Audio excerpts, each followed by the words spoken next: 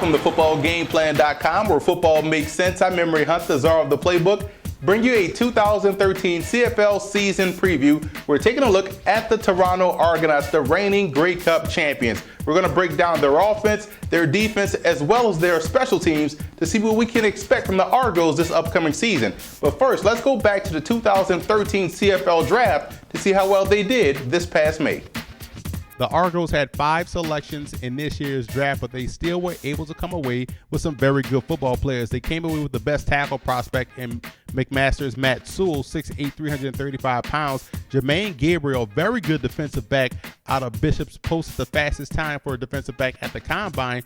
Michael D. DeMonico out of Tarleton State saw a lot of his games.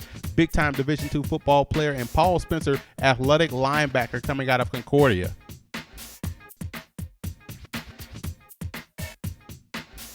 The key pick obviously was Matt Sewell out of McMaster. This guy is 6'8", 335 pounds, the best tackle in the draft class. Now, it's unfortunate that he went back to McMaster. They expected him to come in and contribute right away, but the most important thing is that they own his rights, and if he decides to come back in the middle of the season, they have one of the best tackle prospects in this year's draft class.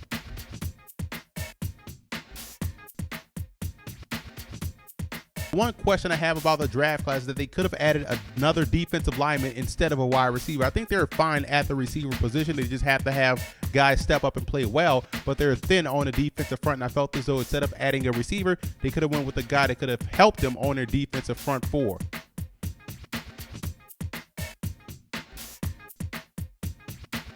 Overall, I give the Argos a B for their draft. This was a very solid draft class on a team that just won the Grey Cup. They didn't have a lot of holes. Depth is mostly an issue, and they did a great job in addressing those needs in this draft.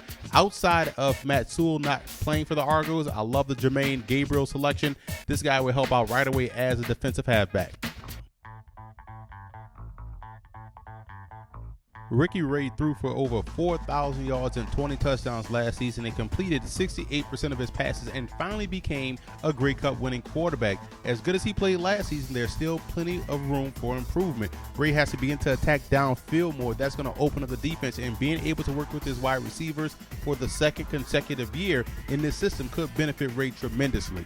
Now, behind him are 2 second-year guys that will battle for the backup role. And you look at Zach Caleros out of Cincinnati and Trevor Harris out of Edinboro. Both guys saw limited action last season, with Caleros putting up slightly better numbers. And they have a rookie quarterback in Mitchell Gale out of Abilene Christian, who was a highly productive QB throughout the course of his career for the Wildcats. 97 career touchdowns with only 26 interceptions, and was a starter since his freshman year. He could also have a saying who wins his backup job.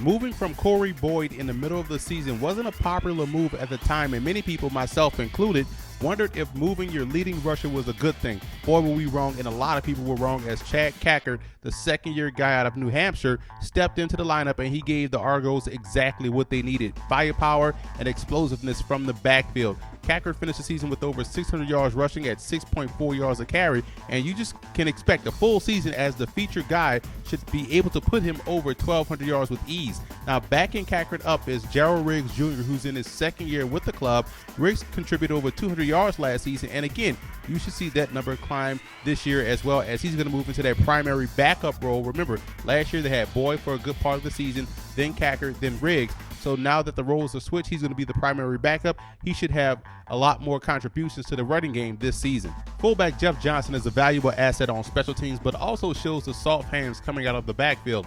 Johnson is entering his 14th year in the league, 12 of which were in Toronto, and if they decide to keep a third running back, the battle will be between 2 imports, and Curtis Steele from Memphis and Quinn Porter, who played with the St. Louis Rams.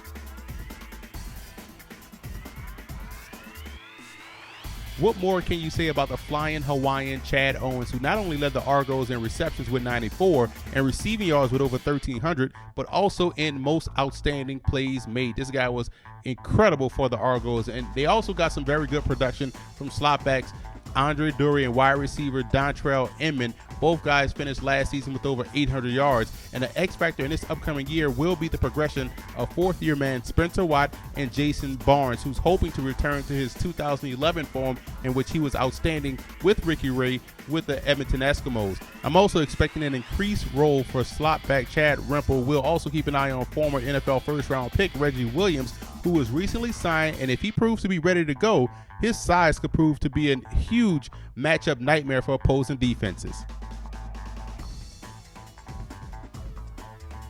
The entire starting five returned on a very solid offensive line that was basically put together at the start of the season, and the Argos averaged 6'6", 300 pounds across the line of scrimmage.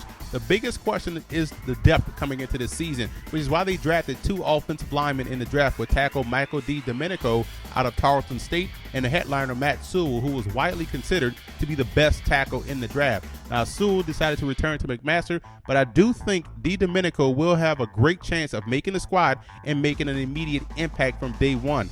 Guard Joe Appel, 2010's first-round draft pick, is a stud and is the leader of this unit. And look for right tackle Chris Van Zyl to put together an all-star campaign this year, in my opinion.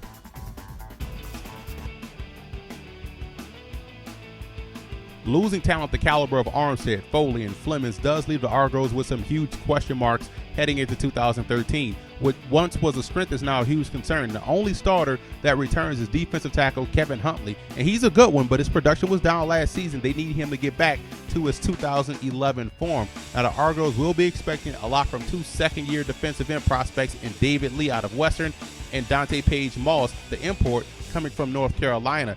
Defensive tackle Khalif Mitchell comes over via trade with BC, and he and Huntley should form a nice tandem on the interior. And when you look at another young player to keep an eye on was last year's second-round pick, Cleon Lang, 6'3", 250 pounds out of Iowa State, who last year had 3 sacks for the Cyclones.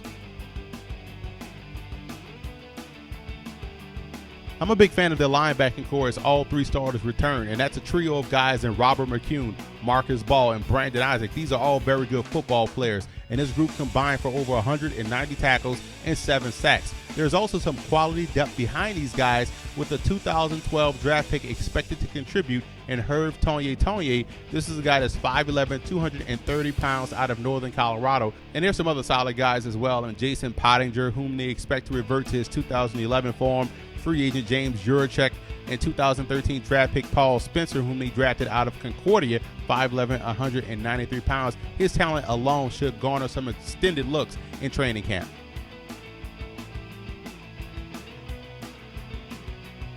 The Argos have arguably one of the best pass defenses in the league, and new defensive backs coach Eddie Brown, who's a football legend in his own right, inherits a talented group of guys as well.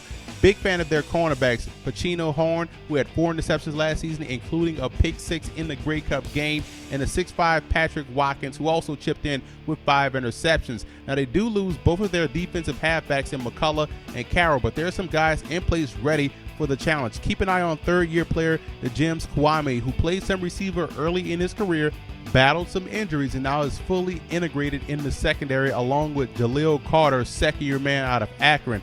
2013 second-round pick rookie Jermaine Gabriel also has a legit chance to make an immediate impact, and strong veteran play at the deep safety position with Jordan Younger, who's a 9-year vet with the Argos, had 5 interceptions last season and 40 tackles, and talented reserve and special teams ace Matt Black. Swayze Waters returns as the sole kicker on the Argos roster. Last year, he shared duties with Prefontaine, and Waters made 32 of his field goal attempts with a long of 51 and was also able to average 37 yards a punt. So I think they're very fine at the kicker position. And the return game is safe as long as Chad Owens is back there to receive. Owens averaged 22 yards a kick return, 10.8 yards per punt return, with over 2,300 yards in return yardage combined last season. In order for the Argos to have success this year in 2013 and get back to the Grey Cup, number one, the deep passing game has to flourish in order to be successful, in my opinion. They got to be able to stretch the field vertically more so than what they did last year. Number two, the defensive line must get off to a great start, because you can't have a good secondary without a good pass rush. That's something they were able to have last season, and that defensive line is inexperienced. If they can gel together, then they can get back to where they want to be. And number three, and finally, Chad Cackert has to be a guy that can carry the football over 220 times. If he can do that, he's going to get his 1,200 to 1,300 yards at 6.5 yards a carry. He's going to score at least double-digit touchdowns, but he has to be able to carry the load as a feature running back in that Argos offense. I like the Argos to finish first in the East. The reason why I like Toronto is they're a well-balanced team, and they can beat you any kind of way. They can throw the football, outstanding receiving options with Andre Dury, Chad Owens, and I think Jason Barnes will revert back to his 2011 form. Their offensive line is solid. We know they can run the football with Chad Cackard. And we look at the defense, they can cover. We know the CFL is a passing league. You have to be able to cover. I like what they bring to the table in the secondary. The defensive line, in my opinion, will gel by the middle of the season, just in time to make that deep playoff run. So I like that aspect overall about their team, offensively and defensively. But the X factor will be their special teams. They're very good in the return game, and they can flip field position, and that's one reason why I like Toronto. A lot of teams don't have the special teams that they have. So overall, I think they have enough to finish first in the East and get into the playoffs and make some noise.